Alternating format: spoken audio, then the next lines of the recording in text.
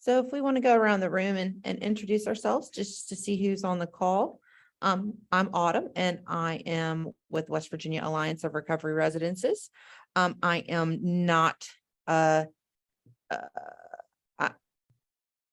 anyway, Danny, you can go next. I don't know what to call myself. I'm Danny. I'm also with the West Virginia Alliance of Recovery Residences. Krista. Hey guys, I'm Krista White. I'm the Director of Recovery Housing for West Virginia Sober Living. And Cheryl. I'm Cheryl Laws. I'm the founder and CEO of Pollen8 Incorporated. And Leslie.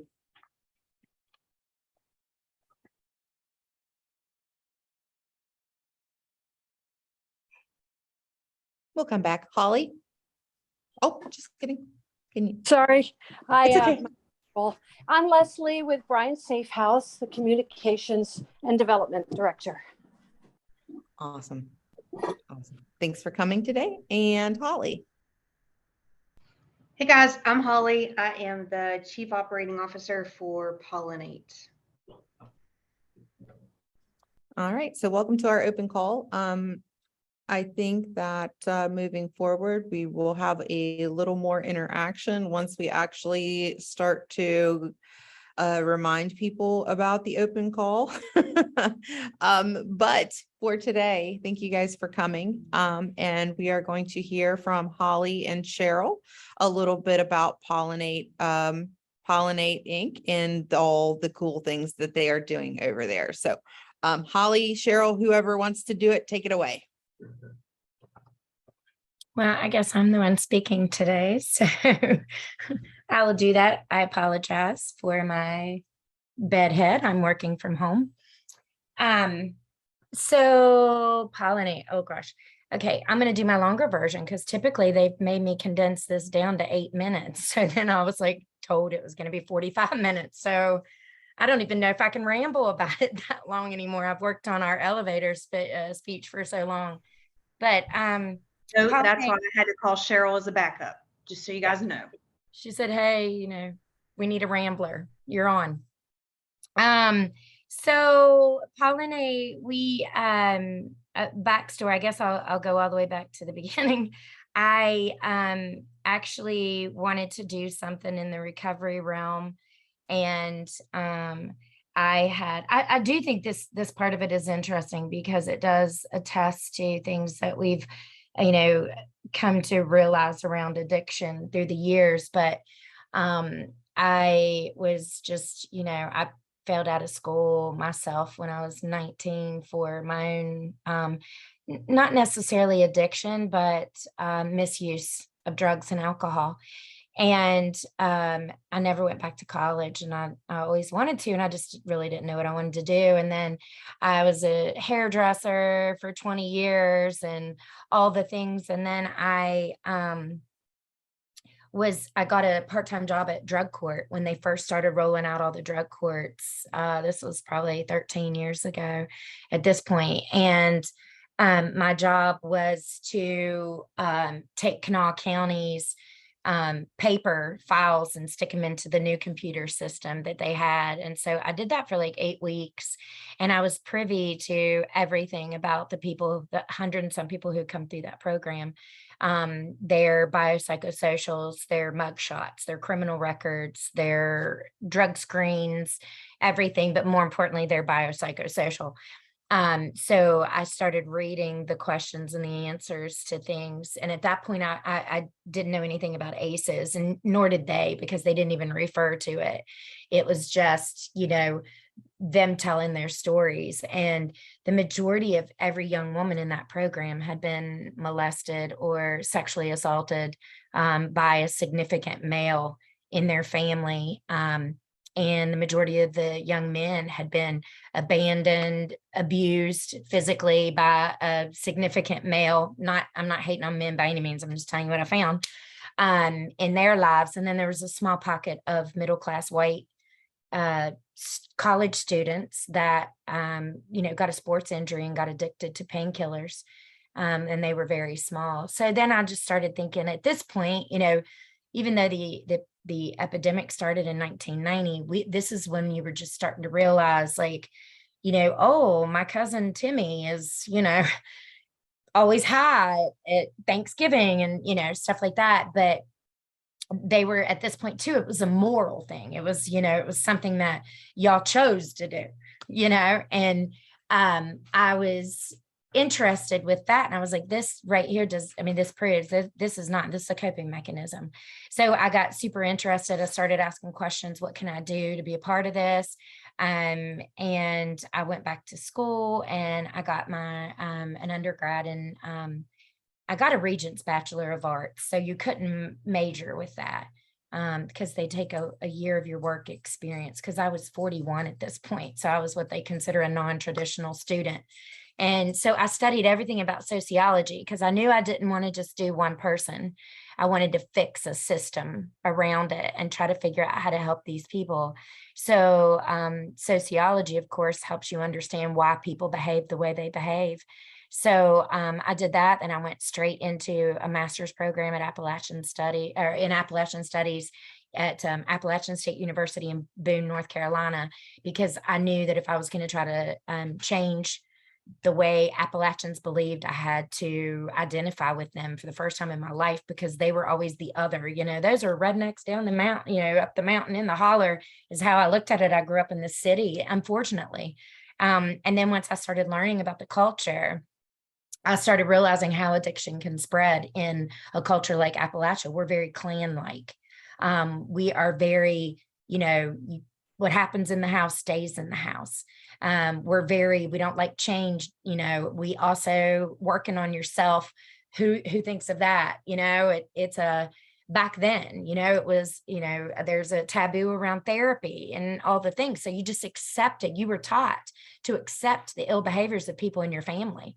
And thinking about that with the, women who get sexually assaulted, they have to break bread still at Thanksgiving with Uncle Earl, who molested him as a child, and mom's acting like it didn't even happen. That's so damaging. So you can see how it would spread, because I watched it in my own family. I had a cousin, and my grandmother and his mother got to a point of having a safe in their house to hide their purses before they did anything about holding him accountable to it. And then once he went out, the addiction is 2 years deep before they're out stealing from neighbors and getting in jail, the cops involved and stuff like that.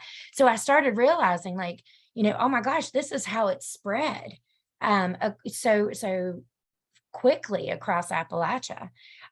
So my thesis was on, I wanted to decide, I wanted to help reintegration.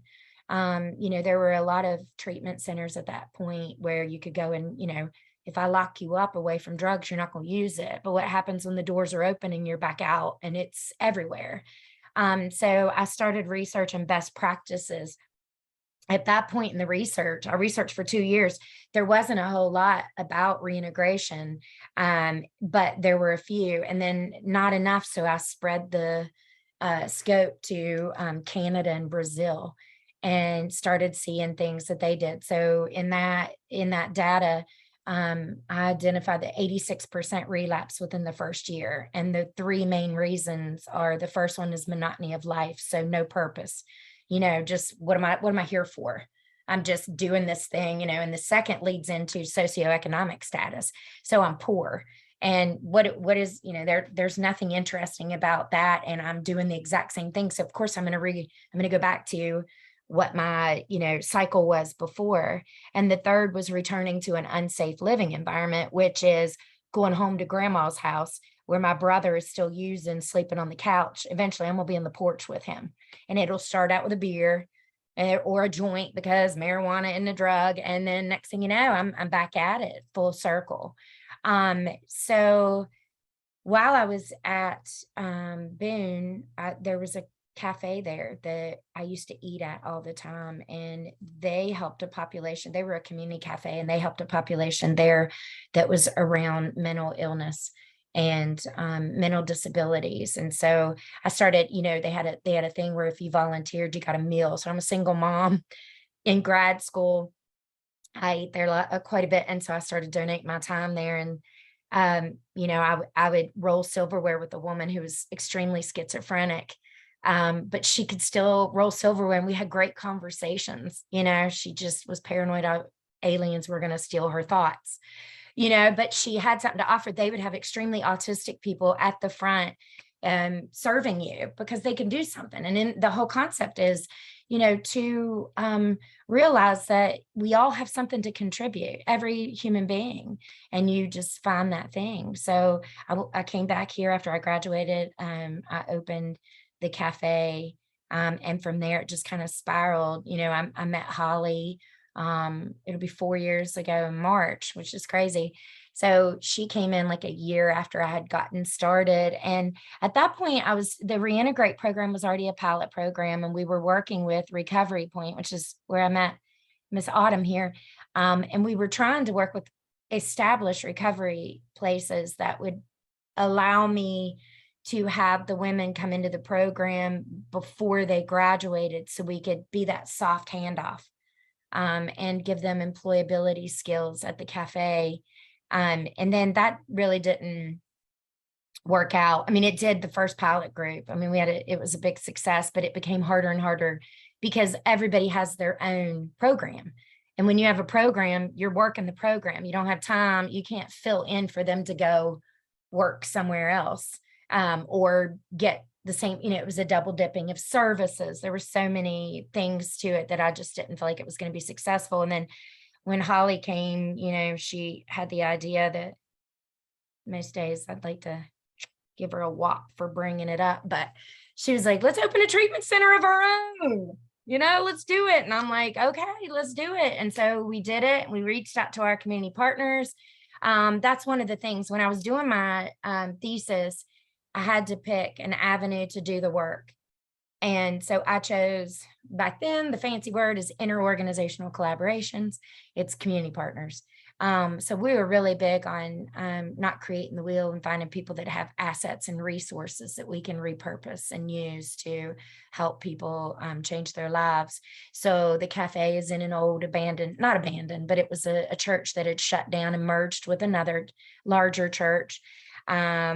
The treatment center is the old Rock Lake Pool and Putt-Putt, and it was owned by another church that we partner with, Rock Lake Presbyterian Church.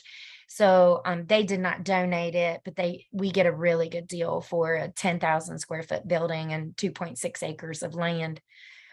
So we set out, started writing grants, dreaming, thinking we were going to save the world, and got that first Ryan Brown grant. And we're like, oh my God, now we have to do it, you know, which it was cute of us, you know, to think that you can start a treatment center on a little less than $400,000.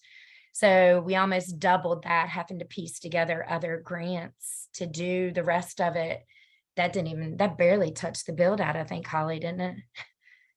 And so then we set off, and, you know, it's a difficult thing we didn't get open until March. That was 2020. So COVID hit. We got the grant in March of 2020 and COVID hit, and it shut everything down. And then, you know, it was 2 years to get it open. Then you go through, you know, I'm sure it's the same thing for everybody. Then you have a struggle finding staff. We are a licensed behavioral health facility. So we report to OFLAC, and we are mandated by KEPRO. And so they put a lot of requirements on it. You know, you have to have a clinical staff, and that was difficult because I always here's my ramble part, but I always liken this to the Chinese, where they back years and years and years ago were like, you only get one child, and everybody valued boys. So you gave away and they adopted their little girls. And now, all these years now, they are going and they have to find women from other countries. So they literally diluted their ethnicity because they didn't think about that, because there's no women. So it's the same thing with this. You bring this, you know, you have this pandemic, and to do it and to build Medicaid, you have to have experts in it. but we're the brain drain. And there's, you know, one of our partners told us a while ago that there were 90 open positions for therapists across the state of West Virginia. So that breeds competition for people who do have that skill set. There's a huge shortage around it. Even peer recovery. Now we're coming out of the peer recovery because people do have 2 years now. You're coming up on, there's that doesn't seem to be an issue, but the rest of it, it's a shortage. And us being a nonprofit, that makes it a significant issue to face. So we started taking women into the program in March of this year, 2 years late. And now we're just, working out other kinks. We are trying to merge clinical and social setting in one building. And that has its own trials. And so I kind of look at us, I know there's other people doing it. My ego doesn't need to be the one, and we're doing something so spectacular, but we really are working on something that not only addresses, it's all the things that certain places do this, certain places do this, certain places do that. We're trying to wrap it all together, creating our own basic life skills curriculum. We've created an agro counseling curriculum so the way that it's supposed to go, perfect world, when it's done, it is not like that now. We've pieced things together, but when it is done, a woman can come into our program. She'll live there for 6 months. It's broken down into 4 chapters. So the first chapter goes with 0 to 5 weeks, and that's with the 3.5 level of care, where we stabilize them, try to stabilize them medically, physically, emotionally, socially, giving them the support system and all those things. And then they transfer into, from week 6 to 19, it's chapter 2. And that is where they start rotating through our social enterprises. So the first social enterprise was the cafe. And then we are getting ready to open, fingers crossed, by the end of the year, before the holidays, actually, a catering kitchen, a catering business. And then in March, we're opening a downtown location of Cafe Appalachia. And then next year we are creating an urban farm, because we teach agriculture, but we also grow our own food as much as possible to bring health to, more health awareness to our community. So at week 6, they start a rotation and they go through the catering. And then, they get a food handler's card and they learn all of the preparation. That part is really smart. Holly, that was Holly's brain. She's the genius. I'm the dreamer, which she dreams too. She created the treatment center, but she has a brain for making bringing things into fruition and following the rules. I'm not good at that.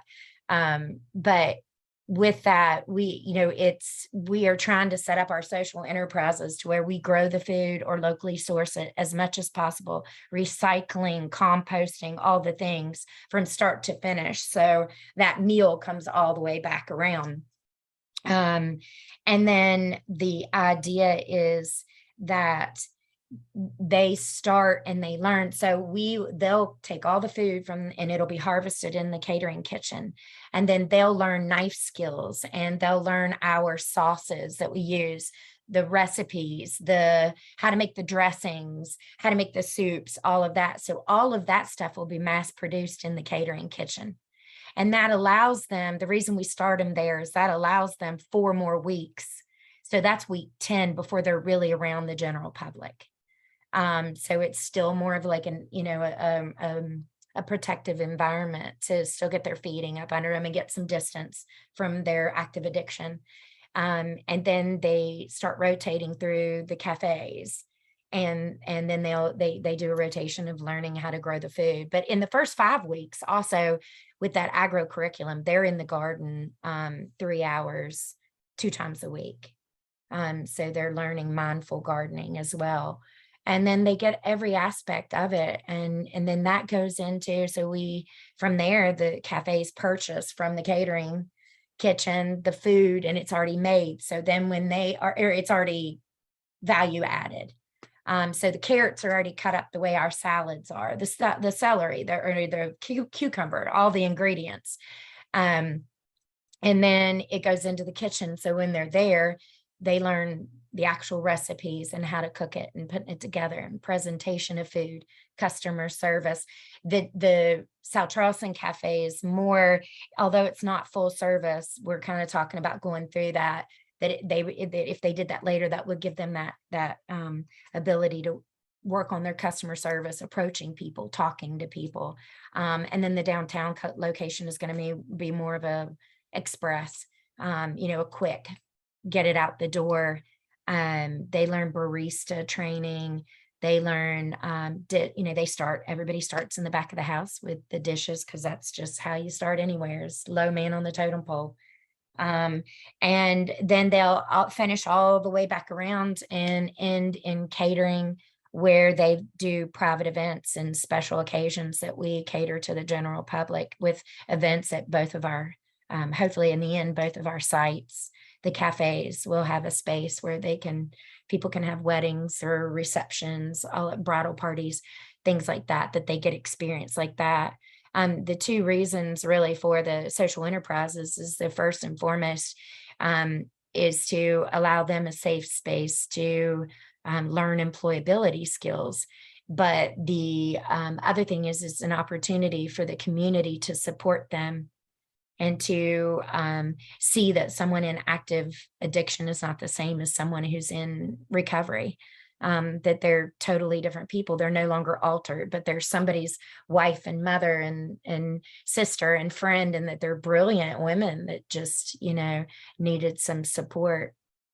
And then, so in chapter 2, we also do a basic life skill curriculum that includes adult roles and responsibilities, finance 1 and 2. It is health, wellness, and nutrition, effective communication, and ACEs reduction, which tends to be a parenting kind of break the cycle.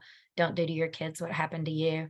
And then at the end of that week 19, we have another leg of our program. It's called Community Hiring Partners.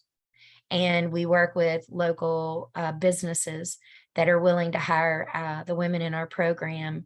And we train them. The main thing is in naloxone. And we also talk to them about triggers that they have to watch for, like not having alcohol in your refrigerator. We did have that happen. And things like that, but also training them to be aware of things that could be only early onset relapse. If a person's hygiene changes, or if they're not showing up for work, if they're,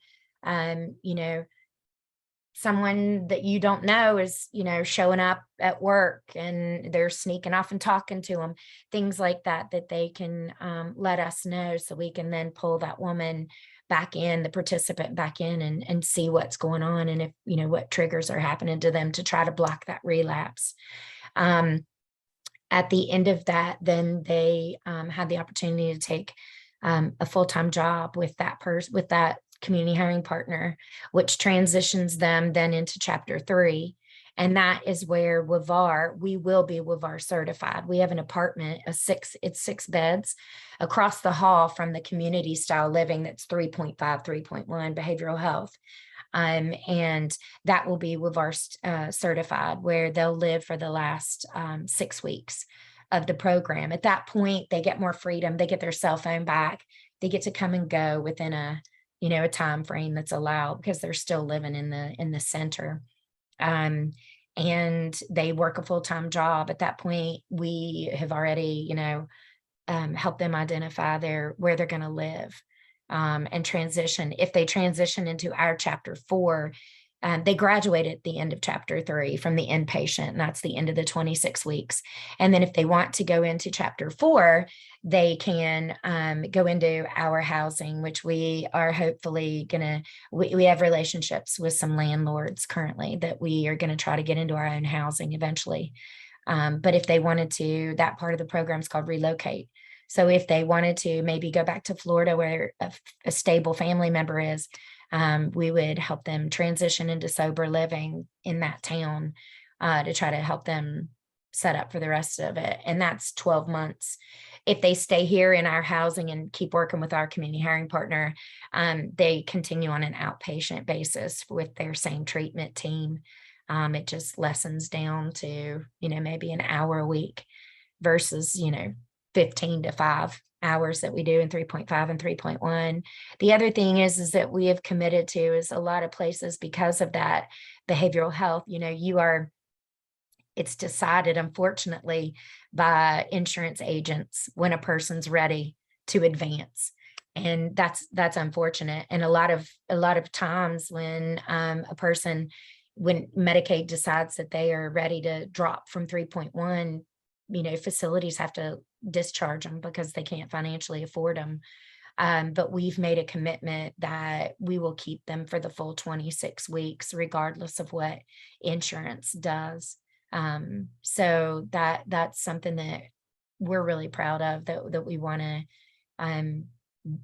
keep a commitment to them and ask in return their commitment.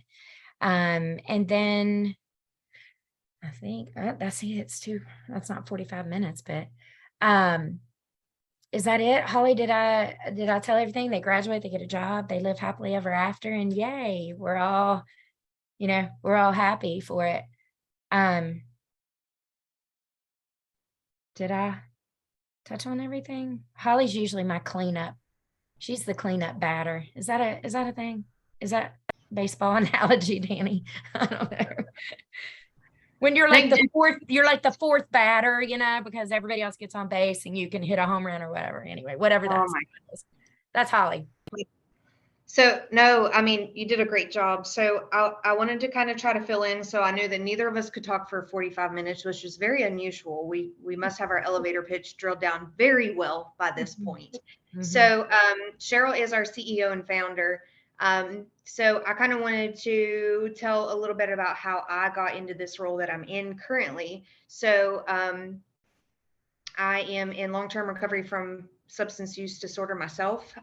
So I went to treatment here in Charleston, and I did the things, and I went to sober living, and I got a full-time job, and I was working 2 full-time jobs.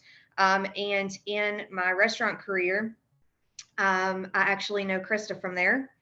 But I was able to progress my way through the ranks from being a server all the way up to general manager. And then I helped train in 2 different locations in our company. So in that experience, it's not something that I sat down and I was completely open and told everybody that I was somebody who suffered from substance use disorder.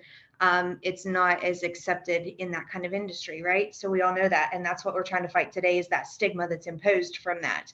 So through multiple interviews that I had at one of those locations, I had lots of servers come to me from a sober living facility, actually in Beckley. And they would sit down in front of me, guys, and they would plead with me to give them a chance. Please give me a shot. I know that my resume says I'm in a rehab. That's where I'm living, but I won't let you down, and any of this kind of stuff. And it made me feel so bad that these ladies had to sit down in front of me and plead for a second chance. Like, we are all human. We all deserve a second chance. And of course I gave them a chance. But it was through helping them understand that they were more than what they ever thought they were worth, and helping them understand their self-value. All of those young ladies were either a front of house trainer or they made it up to a management role for me. And that's nothing that I did, but that speaks volumes, I think, to how when you actually treat an employee as a human being and you can actually pour anything into them instead of treating them like a pawn in your business, they can bloom volumes, right? And so that's not just recovery, but that's the regular realm. So it was through my sister, Autumn. I'm sure you guys all know that that's my sister. I look just like her.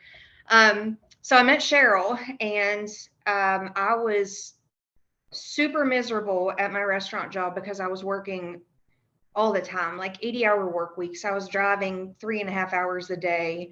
So it just got too much, and I didn't get clean to eat, sleep, breathe, work, right? So I went and I met with Cheryl, and I heard her very messy then vision, right? And I saw exactly what she was talking about. And that is all of the things that she identified in her research were exactly what not just myself, but my friends around me that were in recovery or peers that I worked with in recovery, they all experienced. And I could relate and understand and validated exactly what she was saying because I had the lived experience of it. So I said, absolutely, I'm going to come on board. And that is actually where I stepped in. It was 2019, early 2019, I think. So it has almost been 4 years ago now, which is crazy. And we've grown this thing exponentially since then. But I truly believe that through not just the lived experience that I have, and then pulling from all of my friends that have recovery experience, but Cheryl's research too, this is absolutely going to change so many people's lives in the face of substance use disorder, because there's a lot of things in the reintegration aspect that we've designed this program to be able to fill gaps in current treatment models. So I think that it's really important also that when we talk about our program, we actually developed this program to address 2 whys in our clients' lives. That first why is, why are you here? You know, what happened to you? What caused you to use? All of that kind of stuff. Like, why are you here? Right. So that treats the disorder of substance abuse. So the next why is, why are you alive? And that's the monotony of life portion, because we all know that running for the next is the thrive of the chaos. And it's so fun and it's so energetic. But if we don't have something on this side of life, like I like to say, is it's so much better on this side of the fence, being clean and sober. But if we don't break that monotony, we will resort back to our active addiction because it seems so much better. It's in glitter, you know, all that kind of stuff. So breaking that monotony for us is so important. So we have goals that we can reach to and that we can attain. So that's part of what we do with the girls is well, not girls, I'm sorry, with the women in our program. It's not about, making sure they're educating up because that's the right thing to do. Honestly, if they want to go back to school and get a bachelor's degree, great, we're going to help you do that. But what do you want to do? What will be fulfilling for you? And helping them get to those goals. Ultimately, that's what I like doing in the position that I am, and not just for the clients in the program, but for the employees in our organization too. So I work with them one-on-one, whether it's their work goals. Of course, we work on their work projects together, but their personal goals as well. I've got a lot of people here that they ask for guidance on personal training, getting them in a gym, helping with financial coaching, or hey, I'm getting ready to get my kid back. What can I do? What resources are there? And knowing that there's somebody there that can advise you on those things and help support you, you know, that's key to any of our success. That's what we're looking for, right? And that's what we're trying to teach our community hiring partners in that last portion that Cheryl was telling you guys about in our program. So that community hiring portion, we actually were able to present not that long ago to the National Office of Drug Control Policy on recovery-friendly environments.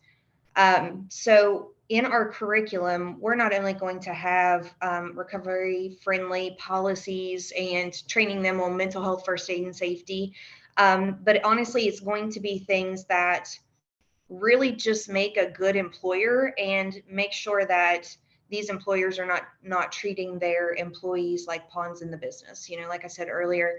And we're kind of breaking outside of that realm. There are lots of business owners that their ships have sank because that's how they treat people. And it's very unfortunate to see that happen, but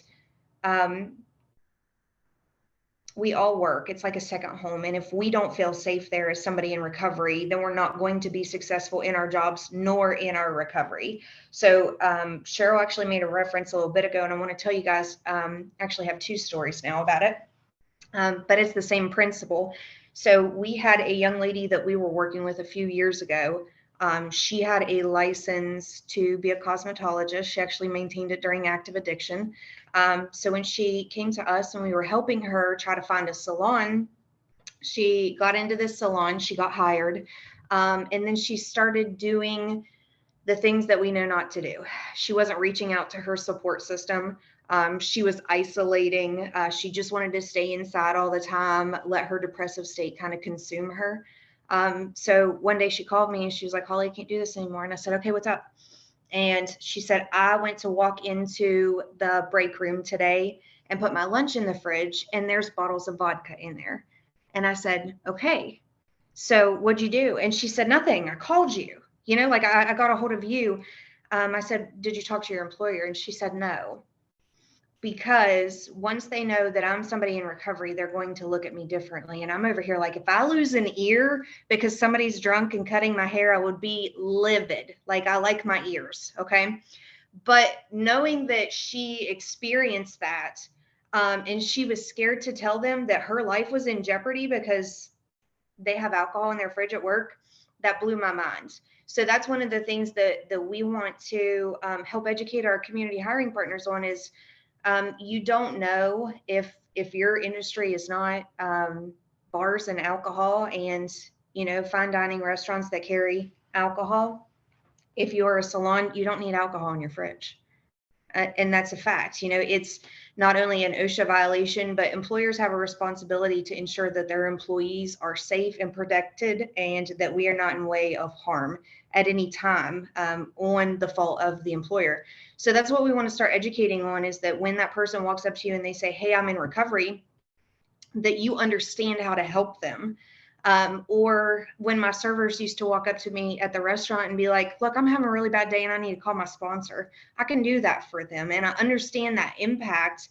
And to be able to allow them to take care of themselves actually allows them to take care of the business better with us. So it's a really detailed program. I'm probably rambling now and I'm making no sense. I don't think I am anyway, but it's a very comprehensive program, and I'm super proud to be part of this. This program is designed, like I said, to fill those gaps in service and current treatment models. And honestly, I can't wait to see where we're going to be at in 5 years after we get out of this startup phase and get these hiccups, you know, gone. It has not been an easy process, but nothing worth having as ever is. So I'm really grateful for all of the struggles that we've had.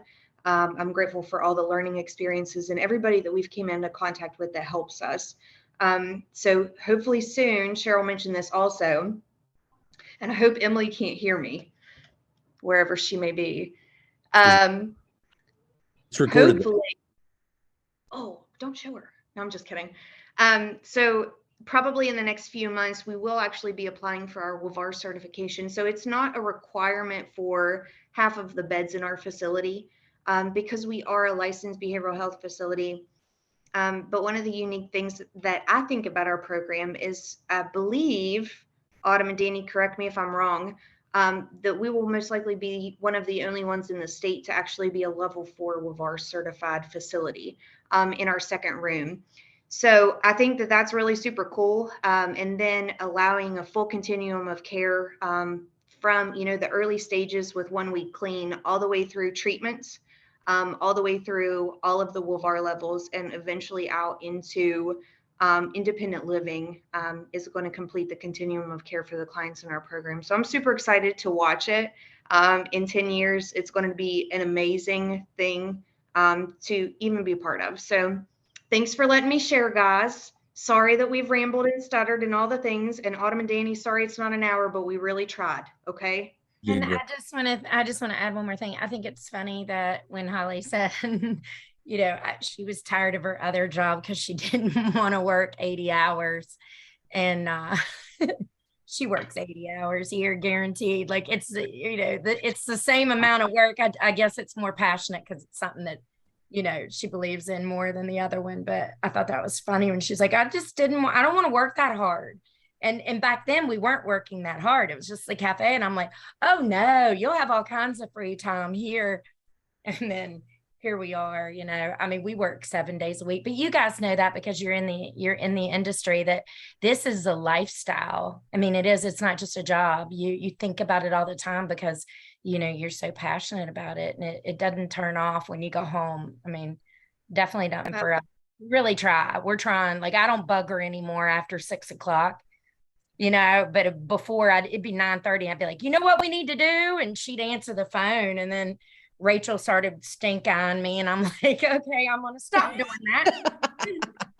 She's I buff. think I don't want my butt kicked. So I'm going to stay on her good side. Well, one, I do work an extreme amount of hours, but I think that not having to drive a lot is a huge impact. However, it is the purpose. And I know Krista can feel every second of what I'm talking about in the pain in the restaurant industry, but it's honestly a difference in the two career paths of somebody being upset because their steaks cooked incorrectly versus a life or death situation in the recovery field. And that's what's so impactful, is if I'm not giving back and I'm not sharing the knowledge that I have and the experience that I have, I'm not doing the thing right. Like, I'm not sharing what I should be sharing. And it's a totally different calling than ensuring operations are functioning correctly in a restaurant. These ladies that are in our program, they trust us with their life on a daily basis.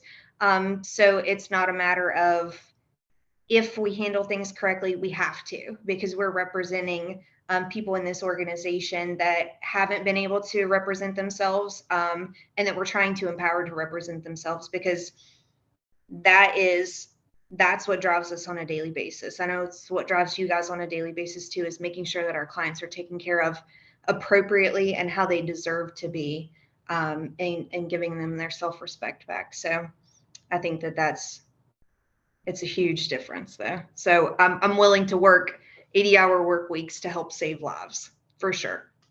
And I have that on tape now. We will not be providing this Questions? recording We for really didn't. Pollen8 West Virginia, but it will be available. Hey, Holly, you It were will mentioned being the first level 4. There's actually no level 4 in any of the surrounding states either. Nice. I think there is in Virginia. There I heard that. is one in I Virginia. know Ohio has none and Pennsylvania have none. Yeah. And Kentucky. I didn't know Virginia had one. Cool. If anybody has any questions, we barely left any time, but I mean, I'm sure we all do the same thing, so y'all probably don't, but if you do, we're open to it.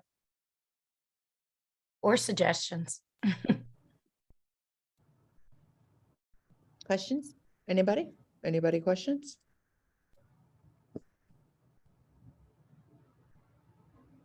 Nope.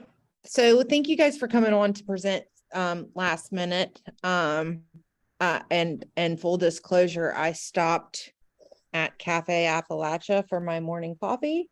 And I was like, Holly, you're going to do these things. So she's like, fine. Just because Which is part of the chaos. Okay. I didn't have adequate time to prepare, guys. Yeah. You did great. Yeah. She gave me 5 minutes, y'all. Don't be feeling sorry for Holly because you told her this morning. Legit 5 minutes before she's like, we got to get on this thing. I'm like, look at me. I can't. Whatever. Who cares? Right? It's Here we are.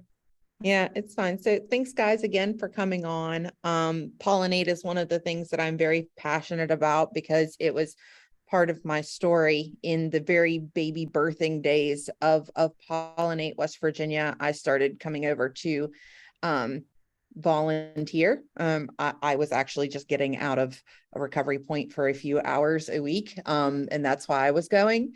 But it helped, it developed into this whole beautiful thing that I get to witness and be a part of. So it's really cool what they're doing and addressing that socioeconomic piece to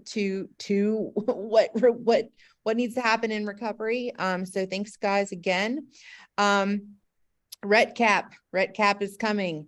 RETCAP is coming quickly. Krista will be getting together with you to finish getting you onboarded. Joey is actually already onboarded. So we are collecting his data right now. So that's kind of excited. Chris over at the Samaritan, hey, you guys want to get on RETCAP? Please let me know. I will get you set up and get you onboarded, and Leslie as well. I can't wait to start the process with you. And actually, I'm going to go ahead and go into Certimi and assign you new credentials so you can start getting all of your stuff in there. And then we'll be able to onboard you as well if that's the route you're going to take. Because I think this platform is just absolutely incredible. And all of its functions for you guys, for the residents, for data collection in the state in general. It's a really wonderful tool. So I am going to go ahead and close the end of this meeting, and we have 9 minutes to do many other things that I know all of us have on our plates. So thank you guys once again, and we will see you same time, same place next month. Thank you, everyone. Thanks, guys. Bye, guys.